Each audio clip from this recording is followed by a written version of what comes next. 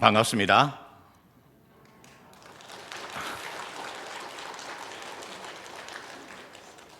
(10년이면) 세월도 변한다고 하는데 꼭 13년 만에 다시 여기에 섰습니다. 많은 장로님들, 권사님들, 배우니 그 13년 동안 우리 장로님, 권사님들만 세월이 도망가고 빗겨간 것처럼 그때나 지금이나 우리 하나님처럼 우리 하나님이 어제나 오늘이나 영원토록 동일하시듯 정말 얼굴 하나 변하지 않으시고 건강하신 모습을 볼 때에 얼마나 마음이 감사한지요. 저는 우리 성도님들에게 늘 기도하며 부탁하는 게 있습니다.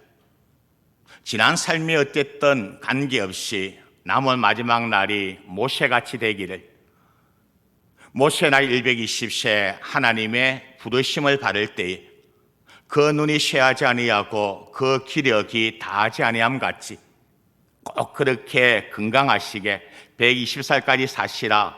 근데 제가 기도한 게 정말 응답이 되는지요?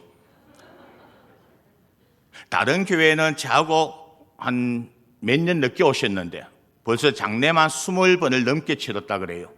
근데 저는 가가지고 장례를 13년 됐는데 4번밖에 안 치렀어요. 하나님이 안 불러가시는 거예요. 우리 사천역교회 성도님들도 그런 은혜가 있기를 바랍니다. 아멘. 인천 연수구에 사는 한 직장인의 이야기입니다. 야간 작업을 마치고 88번 버스를 타고 집으로 돌아가는 길입니다. 우리 가에 계시는 분들도 알지만 야간 작업까지 하고 나면 배가 고프지요. 집에 가서 따뜻하게 끓여 먹을 라면 한 그릇만 생각하며 버스를 타고 가는데 옆에 가던 81번 버스하고 우리가 탄 88번 버스가 경쟁을 하는 겁니다. 아마 두 기사님이 평소에 마음이 안 좋았던 것 같아요. 앞서거니 뒤서거니 하다가 신호등 앞에 차가 멈추었었습니다. 서로 창문을 내리고 문을 열고는 고함을 지르죠. 야, 뭐, 야. 근데 우리 88번 아저씨가 좀 성격이 급한가? 차를 세워놓고 너 거기 있어. 그리고는 버스에서 내려서 81번 버스로 올라가 버린 겁니다. 그리고는 대탄 싸우는 거죠. 네가 잘났냐, 내가 똑똑하다. 근데 그때 신호가 파란불로 바뀌어버립니다. 어떤 일이 있을까요? 이 81번 아저씨가 88번 아저씨를 태우고는 출발해버린 겁니다. 88번 앉아있던 승객들은 멍해져 버렸죠.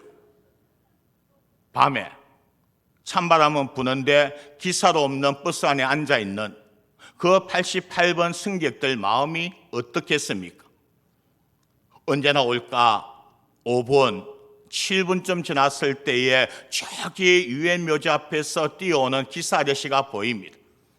얼마나 뛰었는지 얼굴은 빨갛게 달아올랐고 이마에는 땀이 줄줄 흐릅니다. 버스에 오르자마자 승객들에게 사과를 하죠. 승객 여러분들 죄송합니다. 미안합니다. 속으로 참 척은해 보였습니다. 아하, 오늘 우리 88번 아저씨가 81번 아저씨한테 사정없이 깨졌구나. 이제 그렇게 버스는 출발했습니다. 근데 한참을 가고 있는데 뒤에서 경찰 아저씨가 마이크로 사이렌을 울리는 거죠. 거기 88번 버스 갓길에 대세요. 근데 기사 아저씨가 들은 둥 마는 둥 그냥 가버립니다. 다급한 경찰 아저씨가 또 고함을 지르죠. 어이! 88번 거기 갓길에 대라니까요. 버스는 갓길에 댔습니다. 그리고 경찰관 아저씨가 올라왔죠. 저는 속으로 생각했습니다. 야, 오늘 88번 아저씨 진짜 운 없는 날인 81번 버스 기사한테 깨지더니 이제는 경찰한테까지 깨지게 생겼구나. 88번 버스에 오른 이 경찰관 아저씨가 한 말이 그 버스에 타고 있던 승객들이 다 뒤로 자빠져 버렸습니다. 뭐라고 했을까요? 88번, 빨리 81번 버스 탑키 주세요. 그러는 겁니다. 야, 이씨가 버스가 섰을 때에 키를 빼봐가지고 도망와 버린 겁니다.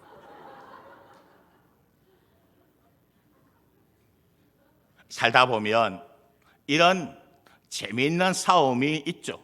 이것 가지고 누가 죽거나 감옥 가지는 않을 겁니다. 한바탕 이렇게 웃을 수 있는 재미있는 싸움이죠.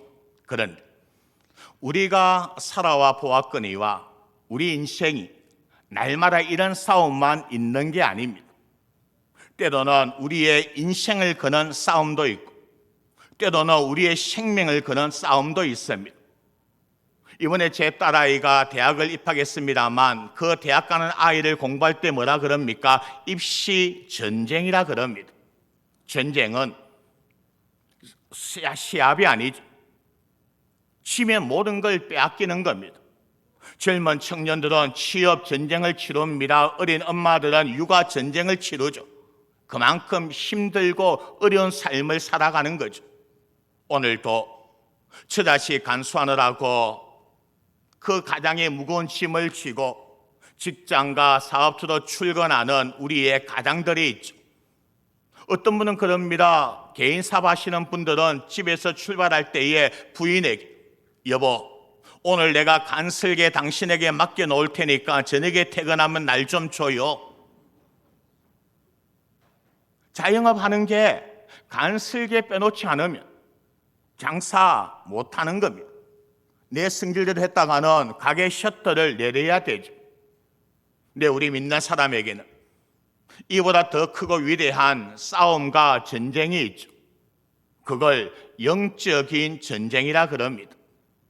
신앙이라고 하는 건 취미생활이 아닙니다. 마귀와의 내 영혼을 거는 인생 전쟁이 되는 거죠. 주일은 마귀와 전쟁을 하는 날이고 예배는 그 전쟁 한 복판 제1선에 세워져 있는 자리가 되어지는 겁니다. 오늘 우리 남승교 연합회에서 헌신 예배를 드린다 그럽니다. 근데 저는 이 헌신 예배라고 하는 말을 썩 즐겨하지 않습니다. 왜냐 그러면 예배가 뭡니까? 바울은 예배를 우리에게 이렇게 가르치죠. 로마서 12장 1절 말씀을 보니 그러므로 형제들아 내가 하나님의 모든 자비하심으로 너희를 권하노니 너희의 몸을 하나님이 기뻐하시는 거룩한 산 제물로 드리라. 이것이 너희가 드릴 영적인 예배니라 라고 했습니다. 예배가 뭐라고요? 우리의 몸을 하나님 앞에 드리는 게 예배라고 하는 겁니다. 근데 헌신이 뭡니까? 내가 하나님 앞에 몸을 드립니다 라는 게 헌신인데 두 개가 겹쳐버리는 거죠. 헌신이 없어도 예배는 우리 몸을 하나님 앞에 드리는 겁니다. 그래서 저는 헌신 예배가 아닌 결심 예배, 그게 더 맞지 않을까 그렇게 조심스럽게 생각해 봅니다. 하나님, 내가 내 삶을, 내 몸을, 내 인생을 하나님께 드리겠습니다. 그렇게 결심하고 결단하며 드리는 예배가 헌신 예배인 줄 믿습니다. 근데 오늘 남순교 회원들이 앞에 있습니다만 정말 한번 물어보고 싶습니다. 정말 하나님 앞에 헌신하는 마음, 결심하는 마음, 우리의 몸을 하나님께 드리겠습니다 라고 하는 마음으로 예배하고 있습니까? 아멘 하신 분 나왔습니다. 그죠? 내 하나님 앞에 내 몸을 드리는, 몸은 조금 아까우니까 몸은 조금 내려놓고 혹시 통장에 있는 돈을 하나님 앞에 드려보는 건 어떨까요? 우리 목사님 아직 교회 재정 대출이 남았죠. 그죠? 예, 대출 남았는데 몸은 좀 이따 드리고 통장에 있는 돈만이라도 한번 드려보는 건 어떨까요? 아멘 소리를 안 합니다. 그죠? 신기하잖아요. 내 몸은 드릴 수 있는데 내 돈은 못 드립니다. 이게 믿을 수 있는 말입니까? 못 믿을 말입니다. 그런데 성경에 보니 그런 사람들이 있습니다. 사도행전 4장 32절 말씀을 보니 이런 말씀이 있어요. 믿는 무리가 한 마음과 한 뜻이 되어 모든 물건을 서로 통용하고 자기 재물을 조금이라도 자기 것이라는 이가 하나도 없더라. 사도들이 그 중에 가난한 사람이 없으니 이는 밭과 집 있는 자는 팔아 그 판 것의 값을 가져다가 사도들의 발 앞에 두매 그들이 각 사람의 필요를 따라 나누어 주었더라 라고 했습니다. 여러분, 우리의 소유를 팔아 하나님 앞에 드리는 게 가능하다는 말입니까? 가능하지 않다는 말입니까? 가능하다는 겁니다. 근데 왜 못 드린다 그러는 겁니까? 사람의 생각으로 하면 드릴 수가 없고, 누가요? 성령님이 주관하시면 가능해진다라고 하는 이야기입니다. 제가 앞서 말씀을 드렸습니다만 신앙은 우리의 영혼을 거는 전쟁입니다. 사도행전 8장 1절은 이렇게 시작합니다. 예루살렘에 큰 박해가 있었다고 합니다. 그래서 사도들 외에는 다 예루살렘에서 뿔뿔이 흩어졌다는 거죠. 큰 박해 때문에 스데반이 돌에 맞아 죽는 일이 있었고, 예수 믿는 것 때문에 감옥 가는 일들이 많아지니까 사람들이 뿔뿔이 흩어졌는데, 그 중에 빌립이라고 하는 사람이 사마리아에 가서 하늘의 복음을 전했는데, 놀랍게도 그 사람들이 예수의 복음을 받아들이더라는 겁니다. 누가 놀랬을까? 전도자 빌립이 놀란 겁니다. 그래서 예루살렘에다가 급급하게 타전을 치죠. 우리에게 이런 일이 있는데 어떻게 된 일인지 좀 와서 파악해 주십시오. 그랬더니 베드로와 요한을 보냈습니다. 오늘 말씀에 보면 베드로와 요한이 가서 뭘 했느냐 보았더니 그들이 사마리아도 하나님의 말씀을 받았담을 듣고 여기에 하나 빠진 게 뭐냐? 깜짝 놀랬다라고 하는 겁니다. 쇼킹을 받았다. 우리가 복음서를 보면 알지만 사마리아 사람들은 유대인들이 볼 때에는 사람이 아닙니다. 그게 하나님을 알 수 없는 사람들이고 복음을 받아들일 수 없는 사람인데 깜짝 놀란 거죠. 그래서 빨리 베드로와 요한이 갔습니다. 근데 가서 제일 먼저 뭘 했을까요? 빌립, 이 사마리아에 예수 믿는 사람들이 몇 명이나 됩니까? 몇 가정이나 됩니까? 그들이 어디에 살고 있습니까? 그들이 하는 일은 뭡니까? 한마디도 묻지 않습니다. 대신에 뭘 했습니까? 15절 말씀을 보니 성령 받기를 위하여 기도하니라고 했습니다. 왜 그랬을까요? 이 일이 가장 중요하다고 하는 걸 베드로가 너무 잘 알았다고 하는 것입니다. 여러분, 우리의 믿음이라고 하는 게 헌신 예배를 드리면서 내가 하나님 이렇게 하겠습니다 결단한다고 되어지는 게 아닙니다. 그렇게 했던 사람이 베드로입니다. 예수님 십자가 지시기 전날 밤 마지막 식사를 나눌 때 주님이 제자들에게 말씀하셨죠. 너희가 다 나를 버리리라. 우리가 결코 주를 버리지 않겠습니다. 아니야, 너희가 다 나를 버리리라. 그때 베드로가 이야기하지, 다 버릴지라도 나는 절대로 주님을 버리지 않겠습니다. 결심한 거죠. 우리말로 치면 헌신한 거고 헌신 예배를 드린 겁니다. 서원한 겁니다. 근데 결과는 우리가 알 수 있죠. 그 대제사장 가야바의 집에서 창칼을 들고 있는 로마 군병들 앞에서 내가 예수를 모른다고 부인했더라면 그나마 덜 쪽팔릴 겁니다. 그러지 않습니까? 누가 내보고 예수 믿으면 너 죽인다 그래도 나는 예수 믿겠습니다 할 겁니다. 그런데 북한의 공산당원이 내 머리에다가 총을 갖다 대고 너 이래도 예수 믿을래 그러면 저 한번 고민해 볼 겁니다. 여러분은 안 그러시겠죠, 그죠? 여러분은 아무 고민 없이 그냥 예수 믿는다고 할 겁니다. 근데 저는 안 그럴 겁니다. 그런데 그렇지 아니냐고 누가 제 장로님이 주먹을 갖다 대면서 그래도 나는 좀 겁날 거예요. 그런데 그 집의 계집종이 너 저 사람하고 아는 사람 아니냐 딱 그 한 마리. 나는 저 사람 모른다고. 그것도 한 번도 아니고 3번씩이나 저주하며 부인했다고 하는 겁니다. 다 버릴지라도 나는 주를 버리지 않겠습니다. 결심하고 결단한다고 믿음이 바로 되는 게 아니라고 하는 거죠. 그런데 사도행전에 가면 놀라운 일이 납니다. 딱 그 시간이 50일 나고 하루입니다. 이날로부터 50하루째 되는 날, 이 바리새인과 사두개인과 서기관들이 예수의 부활을 증거하는 걸 싫어해가지고 이 베드로가 성전에서 예수의 이름을 증거할 때에 너 예수 이름으로 말하지 말라. 그러면 우리가 너를 잡아가 죽이겠다. 그때 베드로가 뭐라고 이야기하느냐 그러면 너희가 한번 생각해봐라. 내가 하나님 말 듣는 게 낫겠느냐 너희 말 듣는 게 낫겠느냐. 포기하지 않습니다. 그래서 실제로 감옥에 잡혀 들어가죠. 근데 죽음이 당하기 전날 밤에도 편안하게 잠을 잤다라고 합니다. 도대체 50일 전 베드로하고 지금 베드로하고 뭐가 달라졌습니까? 얼굴이 달라졌을까요? 재산이 달라졌을까요? 학벌이 달라졌을까요? 다른 거 하나 없습니다. 그 가운데 한 사건이 있습니다. 그게 뭐죠? 오순절날 기도하다가 베드로가 성령 받았다고 하는 겁니다.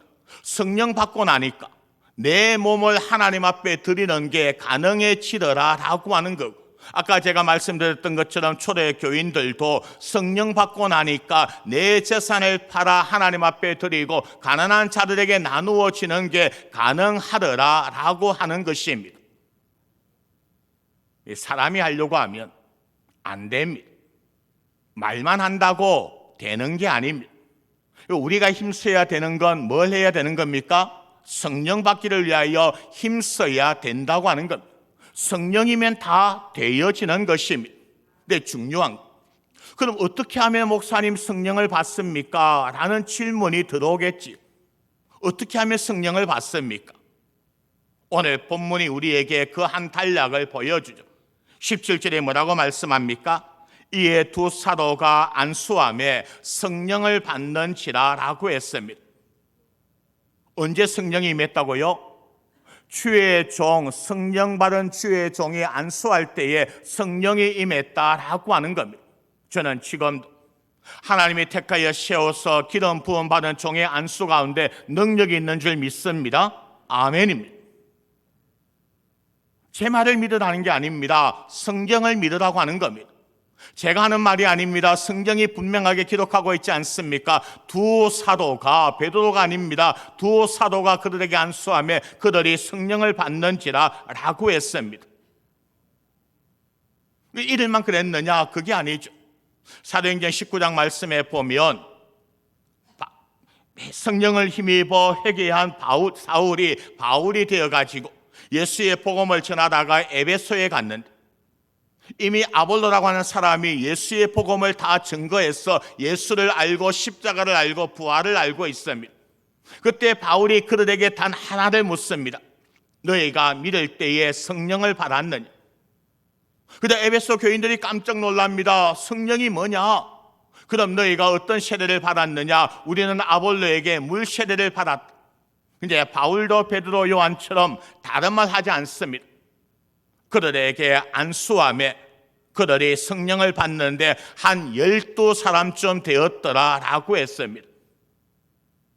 성령 받은 바울이 안수할 때로 뭐가 임했다고요? 하나님의 영, 성령이 임했다라고 하는 것입니다. 그러므로 주의 종은 성도들을 위하여 날마다 안수하며 기도하기를 힘써야 되고, 성도들은 주의 종의 안수함을 간절히 사모하는 마음이 있을 때 이 사천억 교회 빈자리가 없이 꽉꽉 채워지는 성령의 놀라운 역사가 있을 줄을 분명하게 믿습니다. 아멘입니다. 그러면 이렇게 말씀하면 안 됩니다. 그러나 주의 종이 안수할 때만 성령을 받느냐? 그건 그러지 않습니다. 그럼 우리가 어떻게 하면 성령을 받을 수 있습니까? 기도하면 성령을 받습니다. 아멘입니까? 사도행전 2장에 성령의 역사가 일어나는 오순절 사건을 기록하죠. 그때 그들이 모여서 뭘 했습니까? 120명이 모여서 한 마음으로 기도했다라고 하는 겁니다. 기도할 때 하나님께서 우리에게 성령을 한없이 부어주시는 줄 믿습니다. 아멘입니다. 또 하나는 기도하면서 말씀을 들을 때에 성령이 임한다고 하는 겁니다. 사도행전 10장 말씀에 보면 로마 백부장 고넬료라고 하는 사람이 기도하다가 환상을 봅니다. 하나님의 성령이 말합니다. 욥바의 사람을 보내어 베드로를 청하여 하나님의 말씀을 들으라고 하는 겁니다. 저도 우리 남성계 회원 누군지는 모르지만 우리 담임 목사님께서 기도하는 가운데 이번 남성교 연합회 헌신 예배는 저 욥바 같은 바닷가에 있는 미저중앙교회 김 목사를 불러서 하나님 말씀을 들으라. 그래서 저를 청한 거 맞죠? 그냥 촌에 있는 목사 교인들 한 40명밖에 안 되는데 이번에 한 몇백 명 모였는데 와서 설교 한번 기회를 줘야 그거 아니죠, 그죠? 기도하는 가운데 하나님이 부르셨다는 것. 저도 그 마음을 가지고 그 길거리를 한 걸음에 달려왔죠. 그때 왔을 때에 사도행전 10장 44절 말씀에 보면 이런 말씀이 있어요.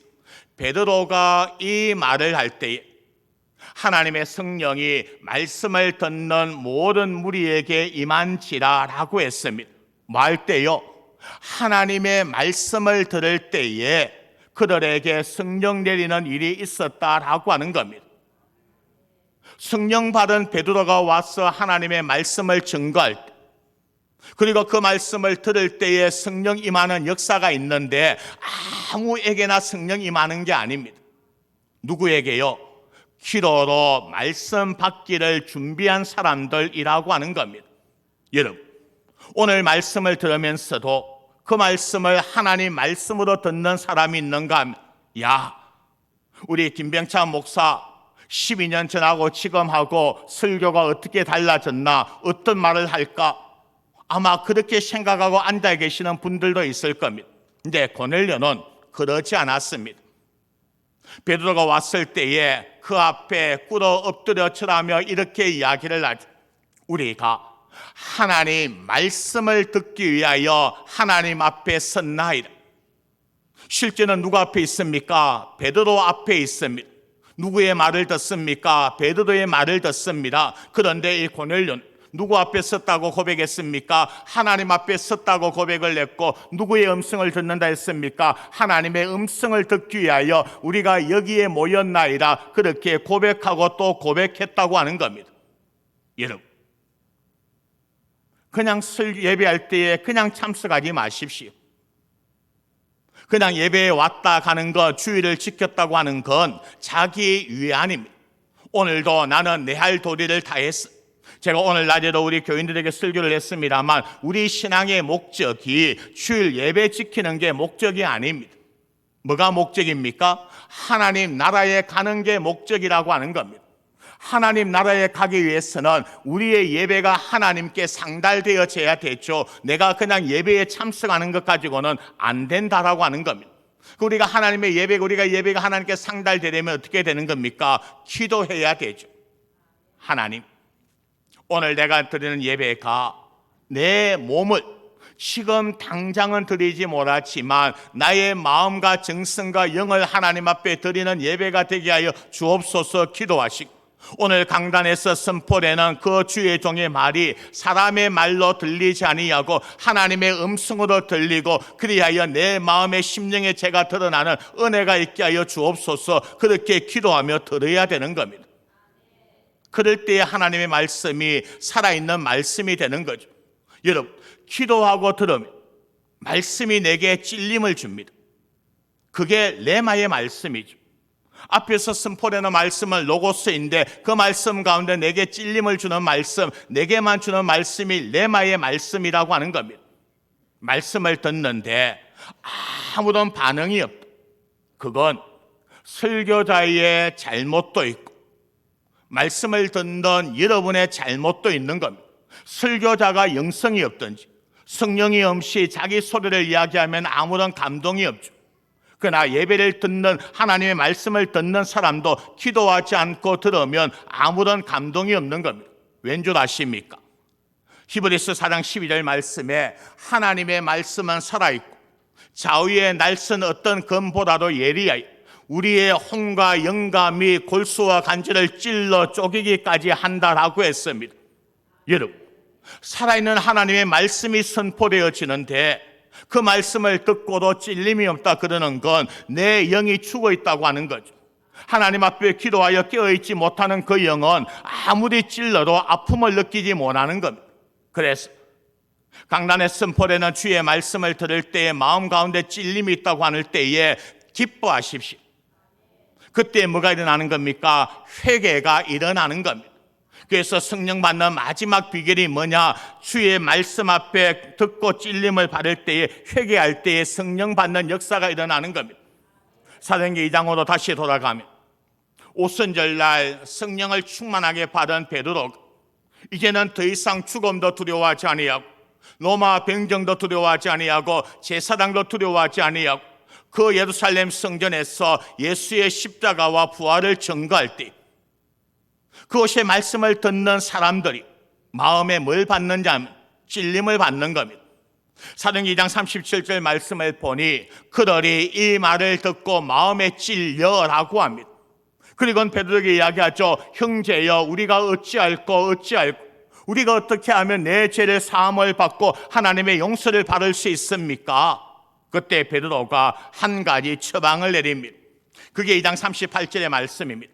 너희가 회개하여 뭘 하라고요? 마음의 찔림을 받을 때는 회개하라고 하는 겁니다. 회개하여 각각 예수의 이름으로 세례를 받고 죄 사함을 받으라. 그리하면 성령을 선물로 받으리라. 아멘. 말씀을 들으면 찔림이 옵니다. 장로가 장로답지 못하고 안수집사가 안수집사답지 못하고 근사가 근사답지 못할 때 하나님의 말씀은 항상 내게 부딪히게 되어져 있고 찔림을 주는 겁니다. 그때 우리에게 두 가지 길이 있습니다.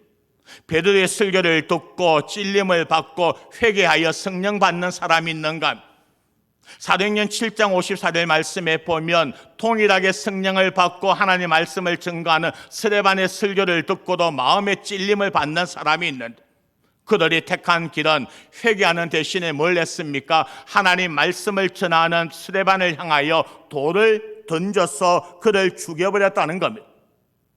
스데반이 죽고 난 내 마음에 죄를 찌르는 설교자가 사라져버리니까 내 마음 가운데 거짓 평화가 임하기 때문이라고 하는 겁니다.